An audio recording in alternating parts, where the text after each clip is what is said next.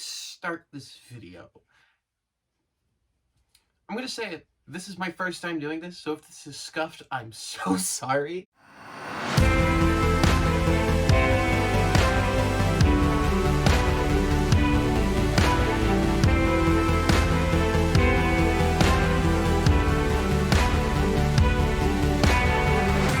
Hi guys, welcome back to Change Comics. I know, it's not another video trailer compilation mashup thing. I'm sorry. I just finished watching The School for Good and Evil on Netflix. Just as a fun thing. I was gonna do it for a reaction, but I gotta figure out a battery thing for this. I gotta get a new one. But I thought it would be fun if I could just do a movie review for this and see what you guys think of me doing movie reviews. I'm hoping to do a video talking about each of the different, the MCU itself.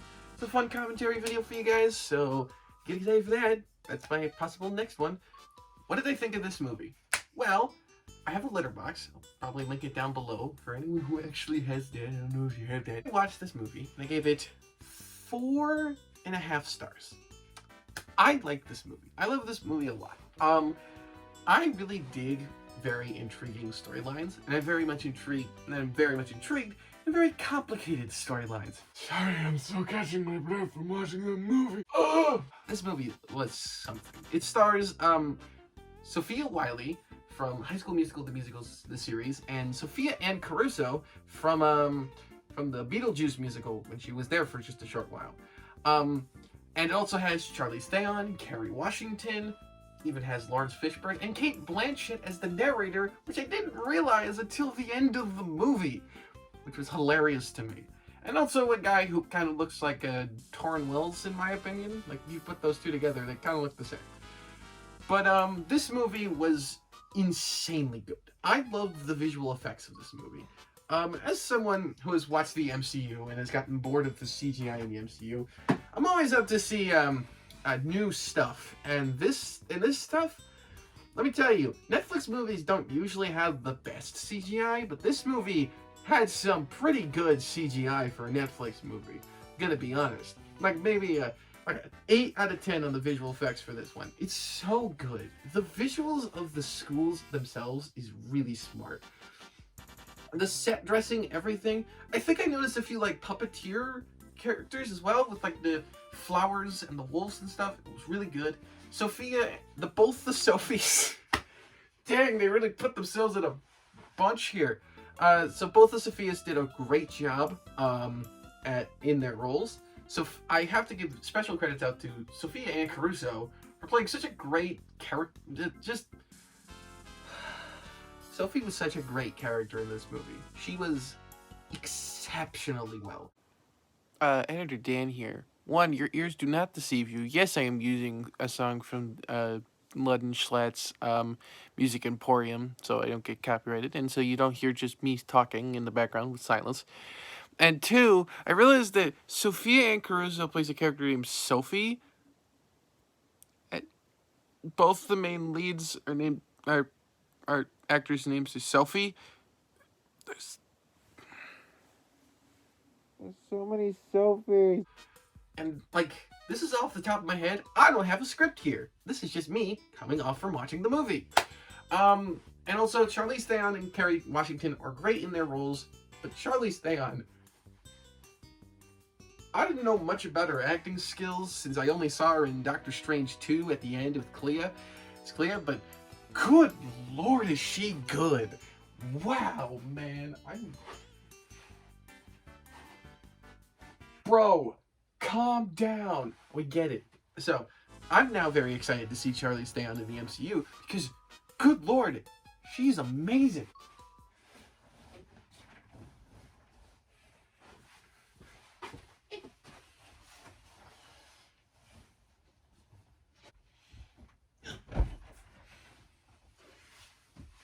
Because I'm not good at set dressing.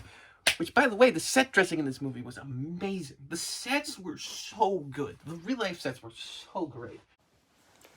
Perfect transition. I don't know how much of it was CGI and how much wasn't. The set dressing in this movie was amazing. Anyway, so this was a great movie. I also love how in every single movie that Sophia Wiley's in, they try to do something different with her hair. I'm gonna be honest. I have never seen a person with that much hair. This is nothing against Sophia Wiley, but her hair is massive. It's impressive, honestly, in my opinion. My hair couldn't get that long. Honestly, props to her for keeping with that hair. It's incredibly amazing. And I love it. I love it. This movie was so good, especially in the makeup department. Especially when you look at the School for Evil, the makeup department went off with this movie. The makeup department was great, especially in the third act with all the makeup and stuff.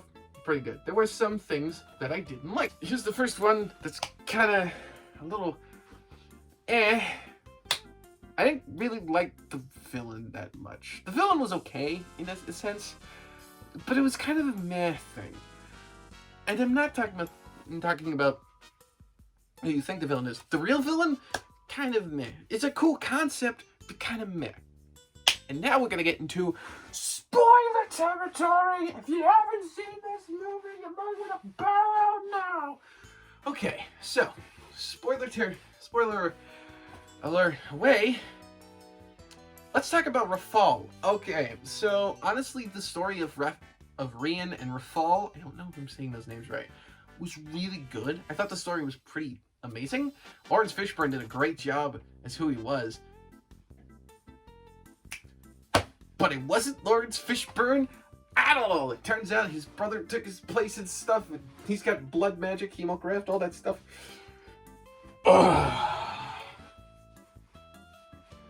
It was so much. It was so much to fit in like one thing. Here's my other thing. The main love interest, Tedros. He flip-flops a lot. At first he hates Sophia Wiley, then he loves her, and then he hates her. It's pick an emotion, man. It's like, it was such an interesting concept to me, this entire school. I loved it. My other thing is that a character that I thought was going to survive for the entirety of the movie, Gregor, gets killed in like the first few minutes. Like, he's there, and then, ooh, oh no, he's gone, he's turned into a giant bird, and then he's dead. I can't with this movie. Why? But overall, this movie was an incredible piece of work. I loved everything about it. The visual effects, the set dressing, all of it was really good, and I love that stuff. The thing that I think makes the school for Good and Evil, for me, is not the set dressing, but the main two characters. Sophia Wiley and Sophia Ann Caruso do a great job playing both the characters. Sophia Wiley plays a great job of someone who is not looking to become a princess. By the end, she still becomes a princess. That's my one thing about it. She had this whole thing that good and evil are very complex. We are complex humans. And then by the end, she's just like, we're all good at everything. It was kind of a weird thing for me. It's a little nitpick, but I still think she thinks that they're, like, complicated. Yeah, she said you're human at the end, so that makes sense. Sophia Ann Caruso, though, wow, I was not expecting that.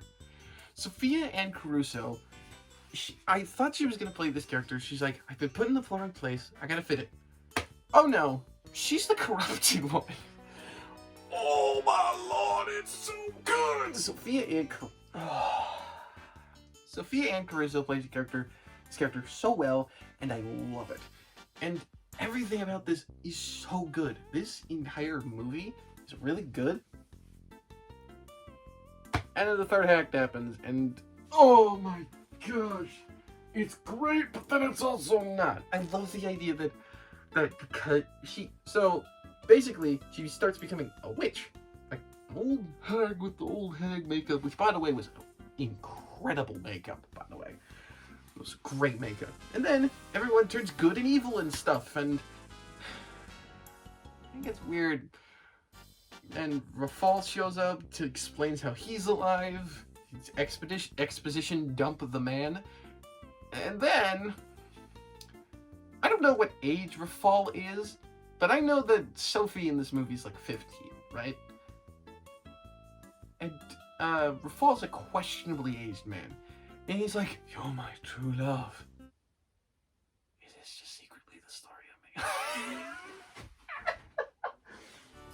me. He straight up says a 15-year-old is my true love, even though I'm like questionably aged. Just because you look young does not mean you're young. By the way, I made a joke throughout the entirety of. By the way, I made a joke throughout the entirety of the reaction that Rafal and Rian kind of look like a young, like Torn Wells a bit. It would have been hilarious if Torn Wells was actually playing that character. I thought it would have been funny, but no, it's some guy who actually kind of looks like him, which is pretty cool. Overall, I quite liked this movie. It was fun. It was exciting. It was a fun time. But yeah, I might I don't know. It's a good movie. My next movie review, honestly, I'm hoping to do is Wendell and Wild, because that movie looks awesome, and Henry Selick's doing it, and I loved Coraline a lot, so we'll see what happens. But anyway, that's enough out of me. Thank you guys so much for watching this video. YouTube shout out of the day. I did it in the reaction, but I'm gonna do it here, is Jinja Ninja. If you don't know, they are an artist on YouTube, and they've recently gotten back into the swing of YouTube stuff, and then their YouTube account got hacked. So please show them the support that they deserve, because they are an amazing artist, and I love them a lot. But anyway, thank you guys so much for watching this video in the first place. If you do like it, don't be like that binder and run away. Hit that subscribe button. Hit the like button too. Share this with your friends. Thank you for 1.some K likes on the Violent Night trailer thing. I did it for fun, and you guys did that for...